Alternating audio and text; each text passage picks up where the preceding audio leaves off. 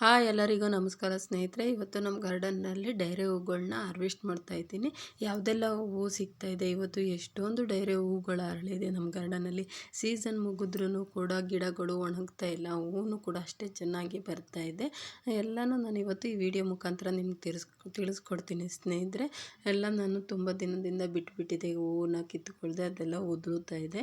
ಹಾಗೆ ಇವತ್ತು ಎಷ್ಟೊಂದು ಡೈರೆ ಹೂಗಳು ಅರಳಿದೆ ಅಂದರೆ ನಮ್ಮ ಗಾರ್ಡನ್ನಲ್ಲಿ. ನಮಗಂತೂ ಹೂವನ್ನ ದುಡ್ಡು ಕೊಟ್ಟು ಕೊಂಡ್ತಾನೆ ಇಲ್ಲ, ಅಷ್ಟೊಂದು ಹೂವು ಬರ್ತಾನೆ ಇದೆ ನಮ್ಮ ಗಾರ್ಡನ್ನಲ್ಲಿ. ಮತ್ತು ತರಕಾರಿನೂ ಕೂಡ ನಾನು ಕೊಂಡೋದಿಲ್ಲ ದುಡ್ಡು ಕೊಟ್ಟು. ಅದು ಕೂಡ ಯಾವುದೆಲ್ಲ ತರಕಾರಿಗಳು ಬಂದಿದೆ ಅಂತ ಇವತ್ತು ಹಾರ್ವೆಸ್ಟ್ ಮಾಡ್ಕೊಳ್ತಾ ಇದ್ದೀನಿ. ಅದಕ್ಕಿಂತ ಮುಂಚೆ ಯಾರೆಲ್ಲ ವಿಡಿಯೋ ನೋಡ್ತಾ ಇದ್ದೀರಾ ದಯವಿಟ್ಟು ಸಬ್ಸ್ಕ್ರೈಬ್ ಮಾಡ್ಕೊಳ್ಳಿ. ವಿಡಿಯೋ ಇಷ್ಟ ಆದರೆ ಲೈಕ್ ಕೊಟ್ಟು ಶೇರ್ ಮಾಡಿ ಸ್ನೇಹಿತರೆ. ಯಾವ್ಯಾವುದೆಲ್ಲ ಹೂವನ್ನ ಹಾರ್ವೆಸ್ಟ್ ಮಾಡ್ಕೊಳ್ತಾ ಇದ್ದೀನಿ ಅಂತ ನೋಡೋಣ.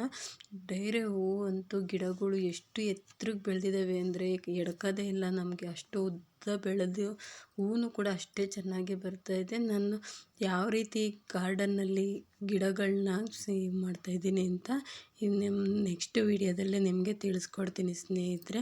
ಅದಕ್ಕೆ ಯಾವ ರೀತಿ ಗೊಬ್ಬರನ ಹಾಕಿದ್ರೆ ಗಿಡಗಳು ಚೆನ್ನಾಗಿ ಬೆಳೀತವೆ, ಮನೆಯಲ್ಲೇ ವೇಸ್ಟ್ ಆದಂತಹ ವಸ್ತುಗಳನ್ನ ಯೂಸ್ ಮಾಡಿಕೊಂಡು ನಾನು ಈ ಗಿಡಗಳನ್ನ ಬೆಳೆಸ್ತಾ ಇದ್ದೀನಿ ಸ್ನೇಹಿತರೆ. ನೋಡಿ ಎಷ್ಟೊಂದು ಡೈರೆ ಹೂಗಳು ಬಿಟ್ಟಿದೆ. ಹಾಗೆ ಇನ್ಯಾವ್ಯಾವುದು ಹೂವು ಬಂದಿದೆ ಅಂತ ನೋಡೋಣ ಸ್ನೇಹಿತರೆ. ಹಾಗೆ 2 ದಾಸವಾಳ ಹೂವನ್ನು ಬಂದಿತ್ತು ಯೆಲ್ಲೋ ಕಲರ್ದು, ಅದನ್ನು ಕೂಡ ಇವಾಗ ಕಿತ್ಕೊಳ್ತಾ ಇದ್ದೀನಿ. ಒಂದು ರೆಡ್ ಕಲರ್ದು ಒಂದು ಬಂದಿದೆ, ಇದು 2 ಬಂದಿದೆ. ಚಿಕ್ಕ ಗಿಡದಲ್ಲೇ ನೋಡಿ ಎಷ್ಟು ಚೆನ್ನಾಗಿ ಹೂಗಳೆಲ್ಲ ಬರ್ತಾ ಇದೆ ಅಂತ.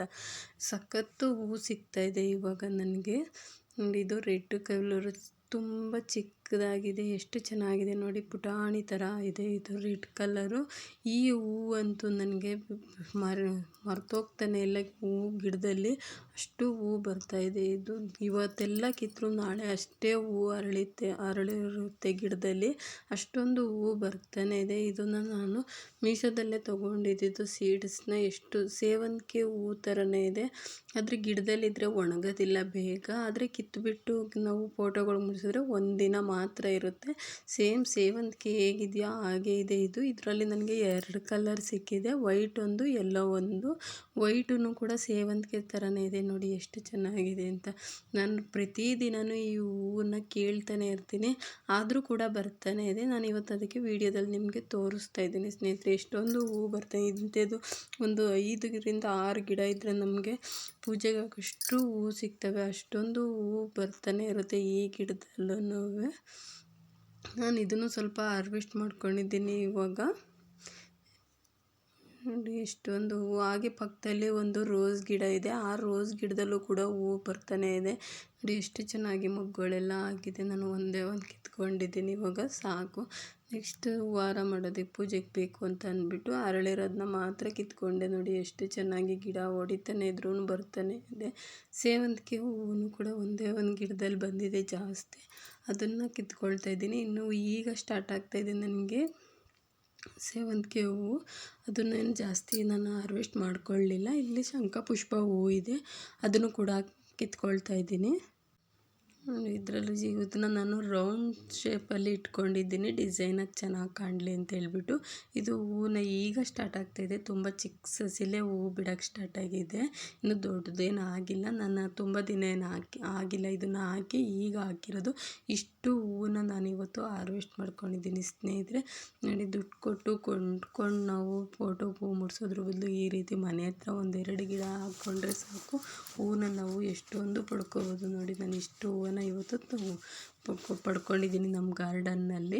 ಇನ್ನೂ ಇದೆ, ಆದರೆ ಎಷ್ಟು ಪೂಜೆಗೆ ಬೇಕೋ ಅಷ್ಟು ಮಾತ್ರ ಕಿತ್ಕೊಂಡಿದ್ದೀನಿ ಸ್ನೇಹಿತರೆ. ಎಲ್ಲ ಹೂವನ್ನು ಕೂಡ ನಾನು ಹಾರ್ವೆಸ್ಟ್ ಮಾಡಿಲ್ಲ. ಹಾಗೆ ಸ್ವಲ್ಪ ಮಧ್ಯಾಹ್ನ ಸಾಂಬಾರಿಗೆ ತರಕಾರಿ ಹಾರ್ವೆಸ್ಟ್ ಮಾಡ್ಕೊಳ್ತಾ ಇದ್ದೀನಿ. ನೋಡಿ ನಮ್ಮ ಗಾರ್ಡನ್ನಲ್ಲಿ ನಾನು ಯಾವುದೆಲ್ಲ ತರಕಾರಿಗಳನ್ನ ಹಾಕ್ಕೊಂಡಿದ್ದೀನಿ ಅಂತ ನೋಡೋಣ. ನೋಡಿ ಗೆಡ್ಡೆಕೋಸಂತೂ ನಾವು ಸ್ವಲ್ಪನೂ ನಾವು ಮೆಡಿಷನಿಂದ ಏನೂ ಬೆಳೆದಿಲ್ಲ, ಫುಲ್ಲು ಆರ್ಗ್ಯಾನಿಕ್ ಆಗಿ ಹಾಕಿ ಬೆಳೆದಿರೋದು. ಇದಕ್ಕೆ ಔಷಧಿ ಆಗಲಿ ಅಂತ ಇದಕ್ಕೆ ಗೌರ್ಮೆಂಟ್ದು ಮೇವು ಹಾಕ್ತಾರಲ್ಲ ಆ ಥರ ಏನೂ ಕೂಡ ನಾವು ಸಿಂಪಡಿಸಿಲ್ಲ. ಇದಕ್ಕೆ ಜಸ್ಟ್ ಆರ್ಗ್ಯಾನಿಕ್ ಆಗೇ ನಾನು ಬೆಳೆದಿರೋದು. ನೆಲದ ಮೇಲೆ ಹಾಕಿರೋದ್ರಿಂದ ಎಲ್ಲ ಗಿಡಗಳು ಚೆನ್ನಾಗಿ ಬಂದಿದ್ದು. ತರಕಾರಿನಂತೂ ನನಗೆ ತುಂಬಾ ಚೆನ್ನಾಗಿ ಬರ್ತಾಯಿದ್ದಾವೆ, ಯಾವ ಗಿಡನೂ ಹಾಳಾಗ್ತಿಲ್ಲ. ಇಲ್ಲಿ ನೋಡಿ ತೊಂಡೆಕಾಯಿನೂ ಕೂಡ ಎಷ್ಟು ಚೆನ್ನಾಗಿ ಬಂದಿದೆ.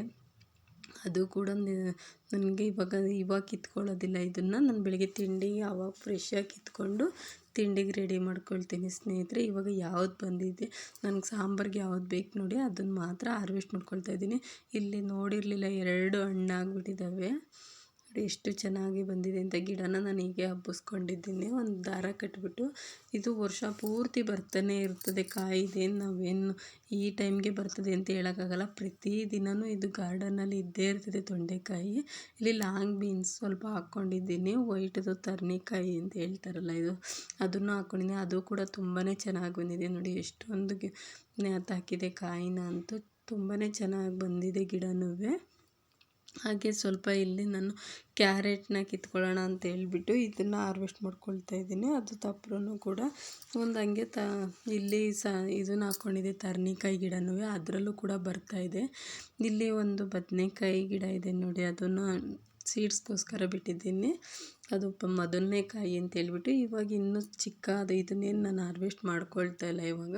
ಹಾಗೆ ಒಂದು ಕ್ಯಾರೆಟ್ನ ಕಿತ್ಕೊಳ್ಳೋಣ ಅಂತ ಹೇಳ್ಬಿಟ್ಟು ಕ್ಯಾರೆಟ್ಗೂ ಕೈ ಹಾಕಿದ್ದೀನಿ ನೋಡಿ. ಇದು ಒಂದು ಯಾವುದೋ ಚಿಕ್ಕದಾಗಿರೋದು ಬಂತು. ಇನ್ನೂ ದೊಡ್ಡದಾಗಿದ್ದಾವೆ. ತುಂಬಾ ಬಂದಿದ್ದಾವೆ ನೋಡಿ. ಎಷ್ಟು ಚೆನ್ನಾಗಿ ಬಂದಿದೆ ಕ್ಯಾರೆಟ್. ನಾನು ಡೈಲಿ ನನ್ನ ಮಕ್ಳಿಗೆ ಲಂಚ್ ಬಾಕ್ಸ್ಗೆ ಕ್ಯಾರೆಟು ಮೂಲಂಗಿನ ಕಂಟಿನ್ಯೂಸ್ ಆಗಿ ಹಾಕ್ತೀನಿ. ಆರೋಗ್ಯಕ್ಕೆ ಚೆನ್ನಾಗಿರುತ್ತೆ, ಆರೋಗ್ಯನೂ ಚೆನ್ನಾಗಾಗುತ್ತೆ ಅಂತ ಹೇಳ್ಬಿಟ್ಟು ಮಕ್ಳಿಗೆ ಸ್ಕೂಲ್ ಬಾಕ್ಸ್ಗೆ ಹಾಕಿ ಕಳಿಸ್ತೀನಿ ಸ್ನೇಹಿತರೆ. ನೋಡಿ ಇಷ್ಟು ತರಕಾರಿನ ನಾನಿವತ್ತು ಹಾರ್ವೆಸ್ಟ್ ಮಾಡ್ಕೊಂಡಿದ್ದೀನಿ. ವಿಡಿಯೋ ಮುಗಿಸ್ತಾ ಇದ್ದೀನಿ. ಧನ್ಯವಾದಗಳು.